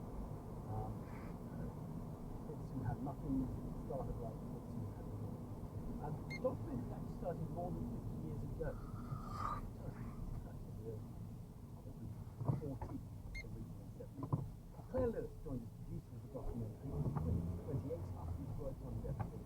Bruce Baldwin, one of the children, took part in the series. I started off by asking Phil, no, not at all. In fact, I think that sort of exasperated Michael actually a little, in that early on he would say, oh, is that all you've done in the last 7 years or whatever? And whenever it was coming up, I never thought, oh yeah, I've got to have done something or achieved something. It never struck me. It was just a mild intrusion and no more than that. Right, now Claire, when you read about the beginning of this, Michael Apted obviously had in mind that this was going to be a documentary about the class structure in the UK. Bruce, one of the more privileged of the 14 originally. Do you feel it has worked as that, or has it evolved in a more unpredictable way? Well, originally, Michael was one of the original researchers, and the whole 7-Up was conceived by the editor of World and Action, Tim Hewitt, and it was absolutely designed to look at the rigid structure of social class in Britain, because he was an Australian and he was a bit shocked by it. And when Michael came on board as director, when we did 7+7, it very much followed that pattern. And I think what emerged is that as Michael grew older and grew wiser and everybody talked a lot more, it became stories about people and less about class, and every single person had their own part to play. And Michael then felt really strongly, I think, that even though class was an important background, the film has become about people and about people's nature, is about the problems we all face and what we have in common. Now, thanks for a couple of clips from your first appearance in Seminar, when you're 7 years old. You're an interesting guy, let's ask this.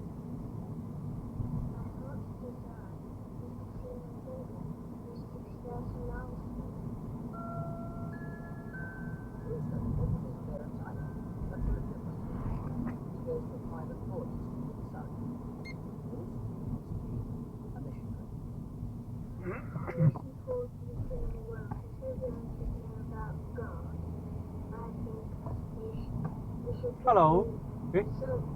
哦，我而家過緊嚟接你喎。因為我可以早啲過嚟。我依家應該6點鐘左右到。我講咗未？講晒啦。佢接。OK， 拜拜，再見。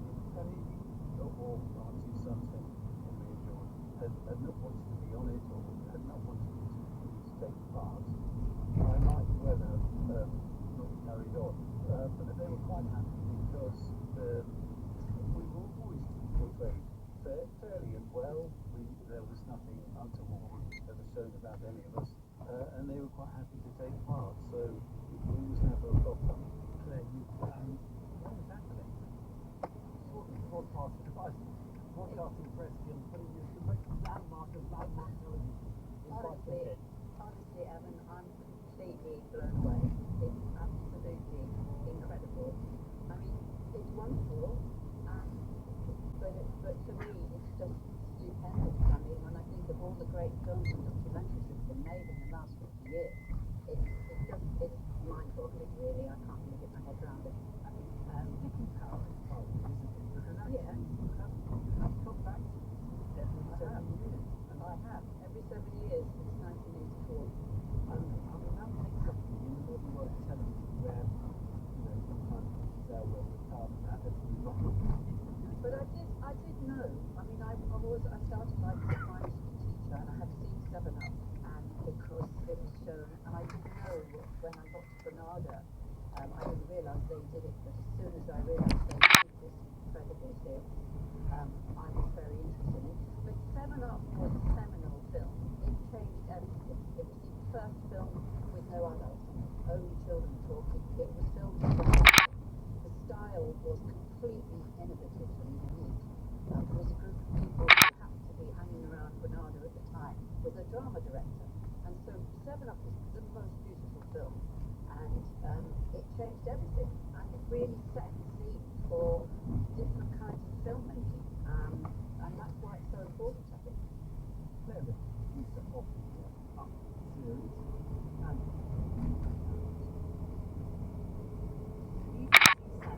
Hi, Natasha Gutierrez, my award-winning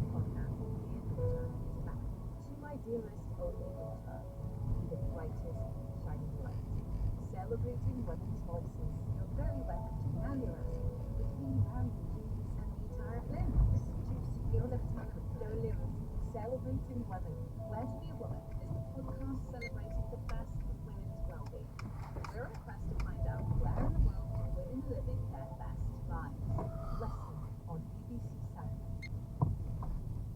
And it's 2 minutes to 6 now. Let us get to Darren. Thanks very much, Evan. Good evening. The wettest weather today was actually across north of Wales. We had over 50 millimetres of rain in Snowdonia, and we still have rain affecting much of Wales and northern England this evening and into the night. That rain will work its way steadily northwards back into Northern Ireland, and it will get wetter in southern parts of Scotland.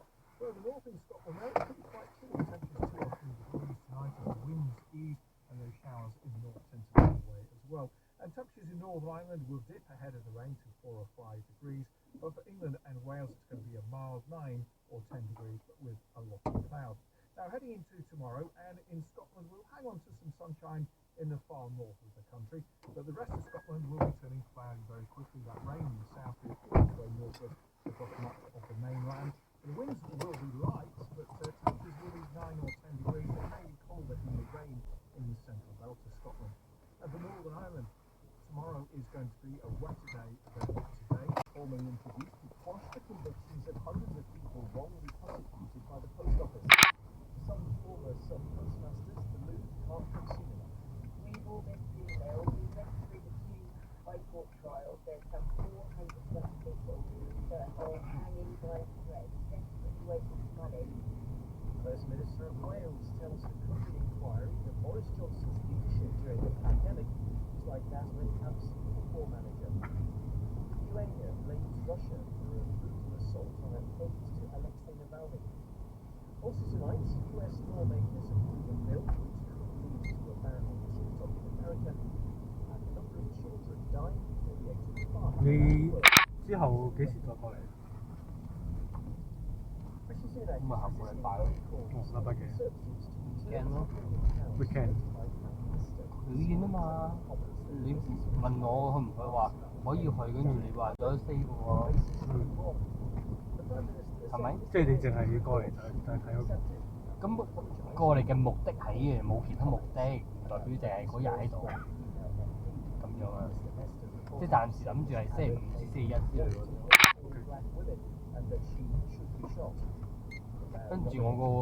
跟住 Easter weekend 就唔喺度咯。Easter weekend。即係再下個禮拜。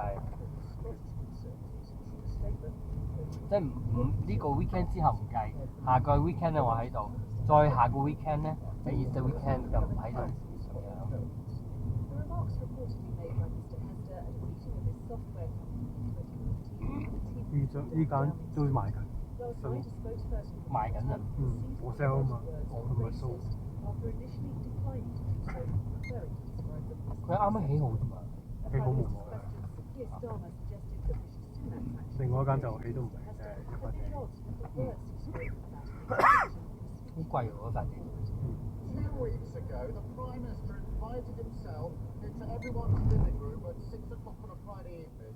No one asked him to give that speech. He chose to do it. He chose to anoint himself as the great healer and pose as some kind of unifier.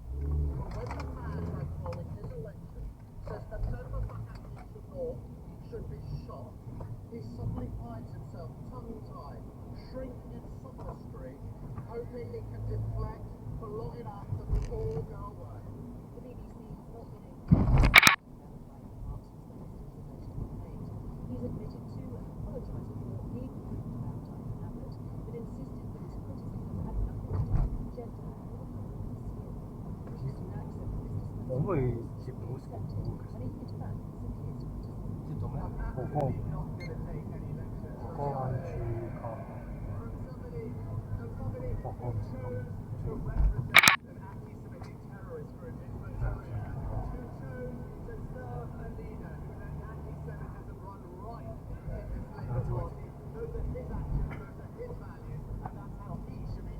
Mr. Sunak was also asked if he would be returning nearly £16,000 Mr. Hester had paid to fund a helicopter ride to take the Conservative leader on a political visit.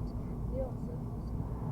Other Conservatives seemed divided about how the party should deal with the donation.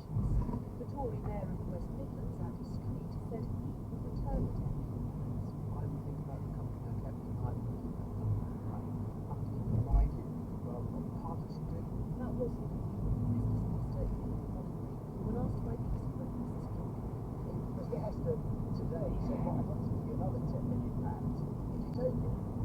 On the basis that we build an exercise races, yes. So let's just be absolutely clear.你問我幾點鐘？7點開。乜嘢？你問我原來你問過我。係啊，你唔睬我。因為我開緊會咯。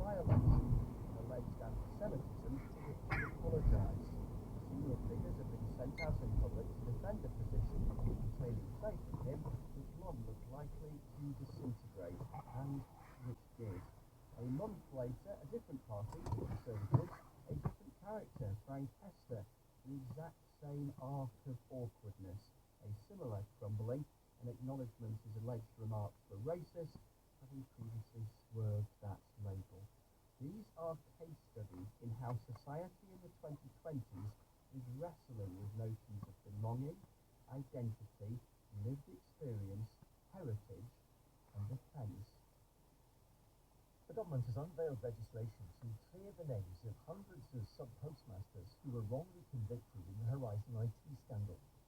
Parliament is expected to pass into law the blanket exonerations of those affected in England and Wales by the end of July. Our correspondent Coletta Smith has the details. Today is yet another milestone for sub-postmasters who had to fight the post office and wait years for government action to rectify the most widespread discount去到倫敦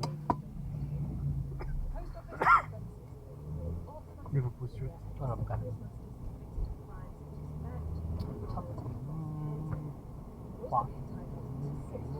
8點40咯。哦，個幾鐘嗰度。要去幾耐啊？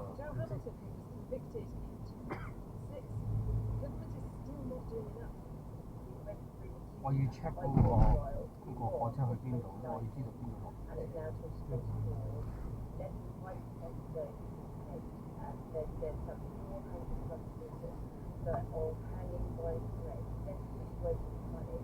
There's also been a change for those who were not convicted to plug apparent shortfalls in the Horizon system with their own money. Some branch managers 呢個 sidewalk 佢做唔到。 others saw their whole businesses collapse. Government 之前咧，你見唔見啲路好靚？我問阿爸係咪鋪晒，佢係鋪過，真係好靚。呢度係啊，鋪到好靚。 will have their payouts topped up. Peter Collins was told to cover a shortfall of £30,000 at his branch in Blackpool more than 7 years ago before retiring. He says the shame and the financial loss have taken their toll. 我好似佢聽緊下先。 How long will they have to wait? Will it redress all the years of heartache that they've had? Many questions and frustrations remain for those still waiting for compensation. 佢會喺 Stratford 停咁喎 ，Stratford 落車。 The First Minister of Wales, Mark Drakeford, has told the UK company Stratford 跟住再去 Liverpool Street 架車去咯，我人去咯，我人翻屋企。 Drakeford has been given evidence to the jury in Cardiff, but he dismissed a suggestion that the UK should have a joint approach if a similar crisis occurred. Wales 小維走。應該走咗啦，係嘛？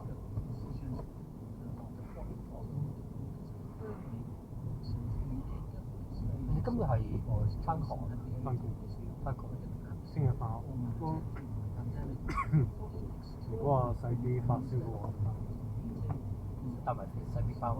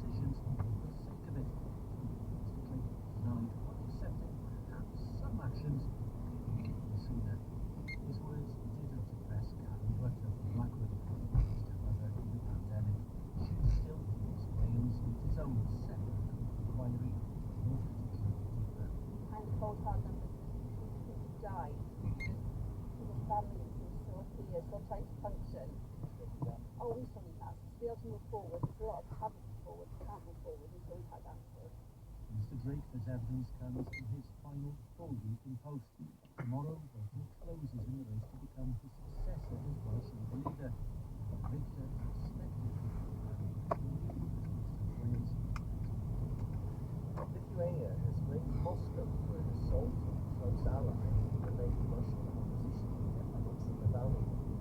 Mayor Volkov was attacked in the Lithuanian capital Vilnius yesterday. The country's president, Gitanas Nausėda, said it was a planned assault that tied in with other Russian politicians in his country. Was ceremonial response. This was a vicious attack on a prominent Russian opposition activist. Leonid Volkov was assaulted by a man with a meat hammer outside his home in Vilnius. The hospital said he'd been hit some 15 times in the leg. Somehow it stayed intact, he said, but his arm was broken. In the video, it's bandaged under his skin. Mr. Volkov was a close aide of the opposition leader Alexei Navalny, and he's sure that he will link to his activism against 唔會學。倫敦呢啲翻工冇諗過㗎。點解？咁啊需要身份證喎，呢啲。唔換，咁咪冇新身份證。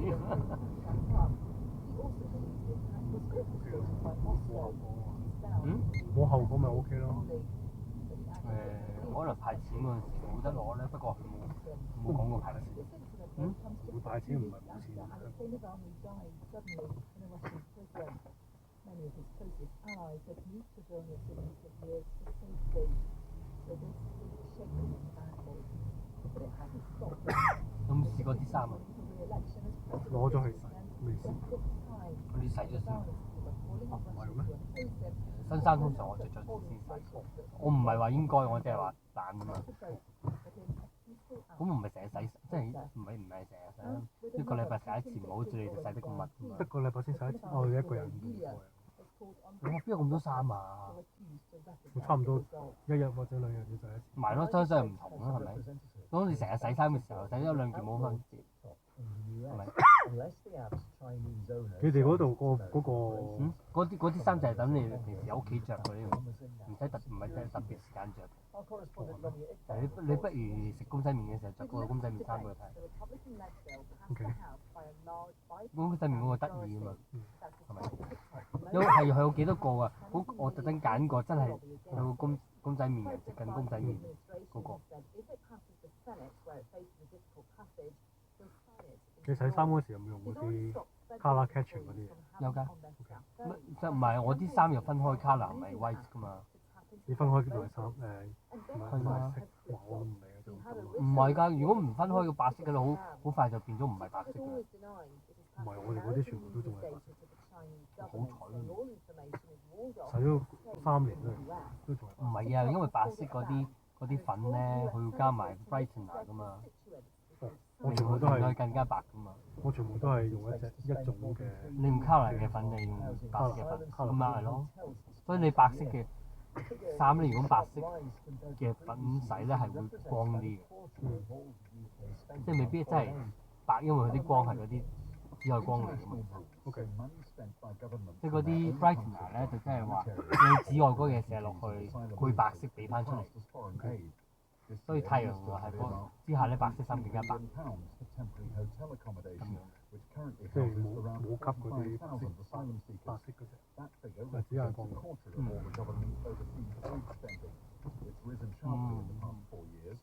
慢慢啦，唔急嘅，一啲都唔急嚇。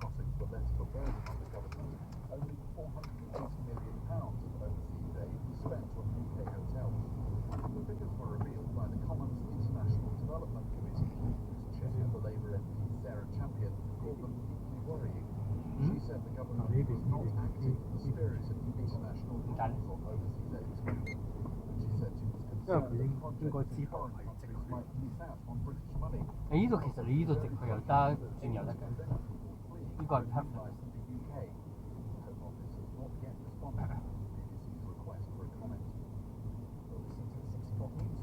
不嬲阿爸咧就不嬲係右手邊喎，呢度都係 perfect 係。唔係咁樣快啲應該，因為咁兜翻入去。兜幾多？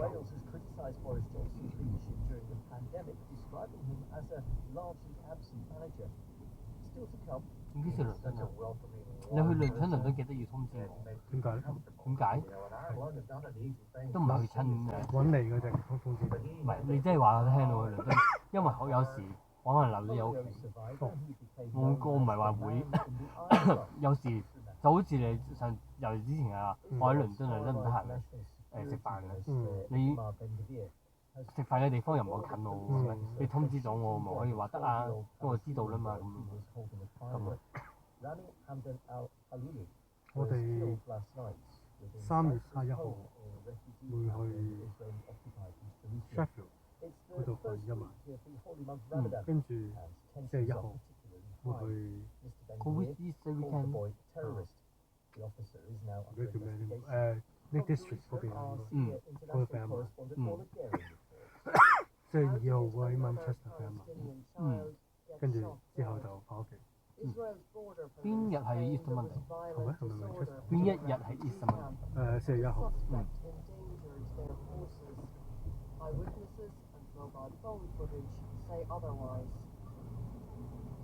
阿公公跟埋我哋。公公佢跟埋我哋去。跟埋你哋去3月20號。佢而家喺邊啊？香港。3月20號會過嚟。佢上次喺度幾耐？3個月。我諗話佢未過 visa， 即係嗰個 visa 係可以每次嚟幾耐？半年啦應該。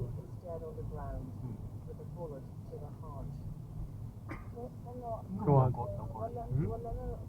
過嚟幫手睇睇。阿爸佢唔掂啊，點幫手都幫。咪如果係佢唔掂嘅原因係因為咧，佢自己揸車翻屋企驚，所以如果你接送其實得嘅。唔係我話就咁抌阿 B 俾佢嘅喎，佢都話唔得。我細啲。Israel's far-right National Security Minister Itamar Ben-Gvir has nothing but praise for the officer who killed Rami. The officer should be commended, not investigated. I will take steps to get him an award. You say it's a 12-year-old. I say it's a 12-year-old terrorist. A 12-year-old who injured one of our officers. A 12-year-old who threw a firework. Rami's mother, Rawia, who saw her son lying dead in the street. 好搞笑咧！我聽咩 radio 嘅，我而家聽 radio 播。因為以前 radio Norfolk 嘅都 OK 嘅，但係咧，我而家係將我呢個車嗰度 cam 咧，就係 download 咗之後咧，就擺 YouTube 嗰度，跟住自己去睇翻自己嘅 record。跟住但係咧，因為 radio Norfolk 嗰陣時咧，佢播歌。跟住一播歌咧，跟住就會俾嗰啲話級標威嘅 blog，跟住話我就係聽 radio 歌，因為冇歌啊嘛，你 radio 歌你講嘢啫嘛，講嘢都冇級標威話。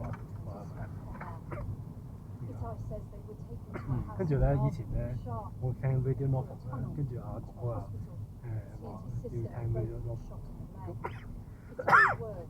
跟住而家我聽 radio 歌咧，佢就去聽 radio 歌喺屋企啦。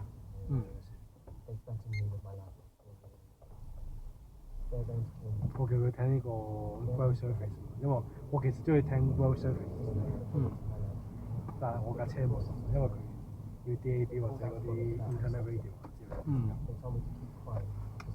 但係佢間房個 radio 係 DAB， 呢個我未聽嘅。要聽新聞啊之類嘅，佢聽得多過我，有時講翻啲新聞都勁，好似你咁。你細個係嘛？你食咗嘢㗎？未。你未食嘢？阿哥阿嫲俾咗你三文治，我喺廳食。所以我整咗個 burger 俾阿哥哥咧，兩個 burger 嘅，佢食整一個，跟住我諗住話攞俾你，但係已經凍晒嘅就係算，總之我攞埋俾你。OK 啦。因為凍晒嘅 burger 真係唔好食，一皮嘢咁。咁咪叮咯。咁叮即係你坐火車就叮。其實攞火車咧係有佢賣嘢嗰度咪有叮咯，但係佢唔會俾你叮自己叮㗎。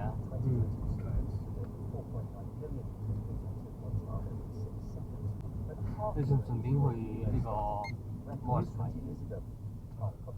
可以問下招嘅，佢橫掂都喺度。我自己唔會去買，佢有嘢想望，佢就係啊。問下佢咯。就快到啦，所以其實問下佢。佢幫，應該揸緊車，或者捉緊哥哥去上車。It's a huge achievement for global health, with extraordinary progress in some countries.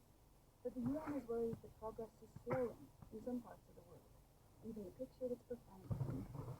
Right now, a baby born in Nigeria or Somalia is 80 times more likely to die before than a baby born in Finland, Japan, or Singapore. More investment is needed in maternal and child health. But UNICEF's Lee Papiani says life-saving interventions don't have to be expensive.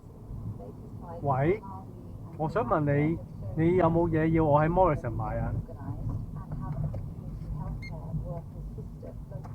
呢個係叔叔提議嘅。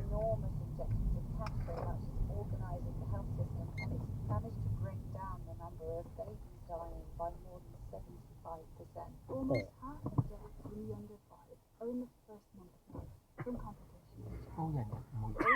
下次。嗱我都覺得。 Malaria and diarrhea. 冇嘢買㗎。 Item 係。你呢度邊度擺低我都得㗎。哦 item 係咪？ By indicating it will bring forward a change in the law to prevent the ownership of British newspapers. item 仲有冇嘢買？ Arts Heritage Minister Lord Parkinson said an amendment would relate to the Digital Markets Competition and Consumers Bill currently making its way through Parliament. The Chancellor says new figures show the economy grew by a percentage point in January, meaning the government is making progress. 我啱啱去火車站，依家踢走啊偉仔。咁佢落車啊嘛。拜拜。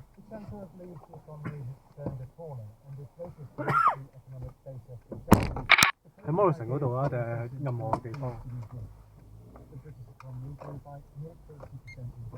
哦。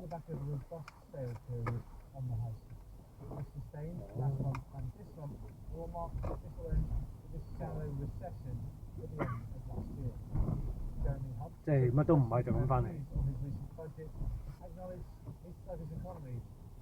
OK。OK。再見。拜拜。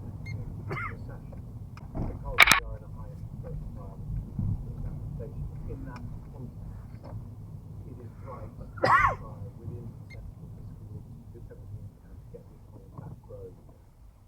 came under repeated pressure at Treasury Select Committee from Labour MPs over his budget ambition to eventually abolish employers' national insurance. The opposition claimed the pledge will mean a £14 billion block hole in Conservative plans and likely to leave his prospering budget in 2022. After suggestions last week, the cornerstone of the Conservative General Manifesto over the next Parliament, the Chancellor said the abolition of national insurance would be the work of the men. In the city, the 100 share index ended up 24 points to 7,772. On Wall Street a short time ago, the Dow Jones 1 point, 39,157. The currency market, the pound is trading at $1.28, and against the euro, sterling is at €1.19.9, and that makes the euro worth 86. The World Governing Body for Women's Tennis, the WTA, is coming under massive pressure to reform to help women who step away from the game to have a baby. Two Grand Slam champions have told the BBC they believe players should receive maternity pay. Naomi Osaka and Victoria Azarenka, who have both taken time off to have their children, believe the money could be life-changing for some. Serena Williams returned to the tour in 2018 following the birth of her daughter Olivia, heralded a change for mothers in tennis. From the following year, players were allowed to use the ranking they had earned pre-pregnancy when 12 tournaments for 3 years from the birth of their child. But Victoria Azarenka, who twice won the Australian Open before having her son Leo in 2016, believes the WTA Tour should now introduce maternity pay. For women in general, so I hope we find the right resources to be able to do that. I think that would be incredible. I think that would be something that empower players. Another former world number one agrees. Naomi Osaka returned to the tour in January, having given birth to a daughter 6 months previously. I think it would definitely be life-changing, and I feel like having a kid shouldn't feel like a punishment. And for most, athletes, I think there's a discussion of like your career is gonna change dramatically, or your career is gonna finish because you have a kid. The WTA Tour has promised to review maternity provision and make more of its tournaments to provide childcare facilities. Away from the Grand Slams and events in Stuttgart and Madrid, players often have to travel with a carer. A man from the United States who survived polio and became known as the man in the iron lung has died at the age of 68. Paul Alexander, who was from Texas, contracted the virus in 1982 and was left paralyzed from the neck down. It's thought he was one of the last people in the world to use an iron lung, a metal cylinder that encased his body and used air pressure to help him breathe. Our correspondent Ellie Price travelled on. Paul Alexander spent more than 70 years enclosed in a pressurized metal cylinder with just his head and neck. Last year, he administered the record as the longest ever iron lung patient. But that wasn't his most impressive accolade. After catching polio when he was 6, he was paralysed and unable to breathe on his own. Placed in an iron lung, he was not expected to survive long. But after several years, Paul Alexander taught himself to gulp down air into his throat and mastered what he called fog breathing.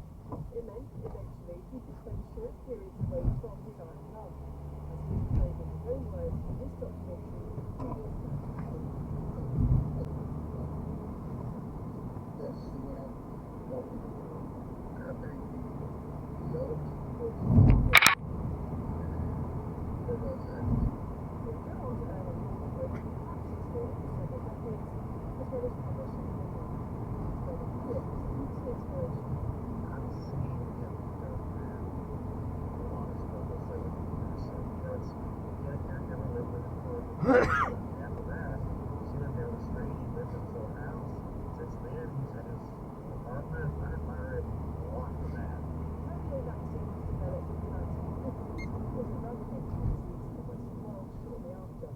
advances in medicine made iron lungs obsolete a decade later, replaced by other forms of ventilators.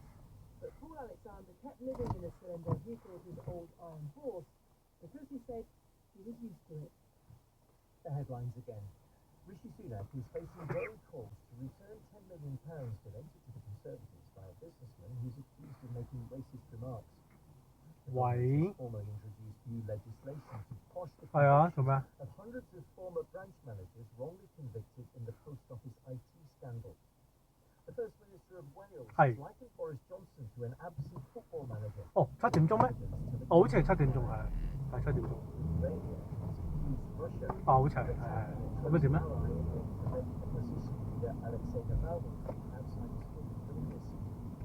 The House of Representatives has taken the first step towards a ban on TikTok in the United States. All concerns data could be shared with the Chinese government. The number of global deaths of children under the age of 5 has fallen to a record low. BBC News. Freebie oven gas line 94 audience Parma pan in dinner is served. That's my recipe. Fresh comic chaos from Tim Key and Tom Baskin. Your head's swollen up. Pardon me? It's swollen right up. It's like an onion on a cocktail stick. Using poetic license when it comes to poetry. I sometimes write poems about love in the community, that sort of thing. Sometimes snooker. Featuring Katie Wick, Stephen Merchant, Volietta Fope and Morgana Robinson. Looks like he's been well there to go while the last well. BBC's Currents program. Tuesday nights, news 6:30 comedy. Radio 4 and BBC Sound. Now, Radio 4 continue the news series on The Seagull. As major comedian Jane Carter. This week, she's looking back at all the right now for the cancer and past. You get annoyed because people go, it shall last days. Well, that means everything shall last. The one thing I'm letting you know for my life ahead. Forever stay annoyed with it, that one thing but getting workshop deals.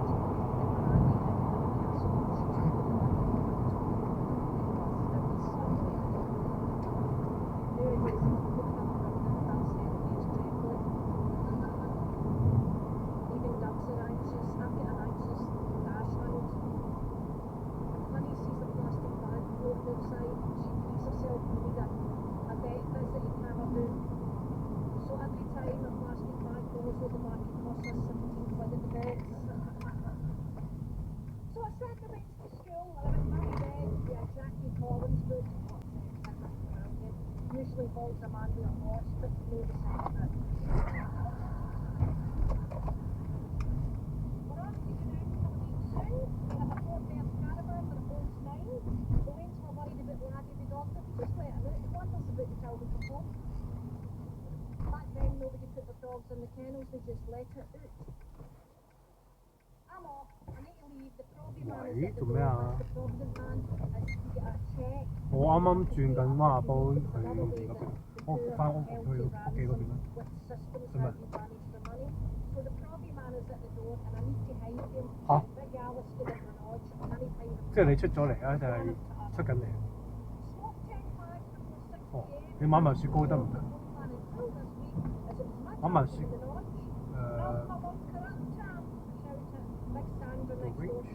咁你可以一係喺 The Range 裏面 Ice 嚟買，一係喺 Aldi 買，一係 Sainsbury 買啦。我諗住不嗰啲喎，試下口味。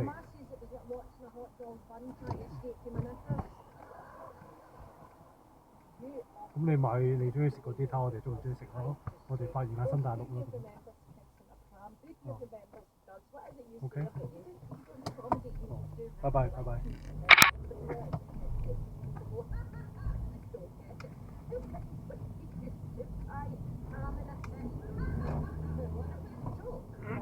So let me explain. What's comedy, Jenny?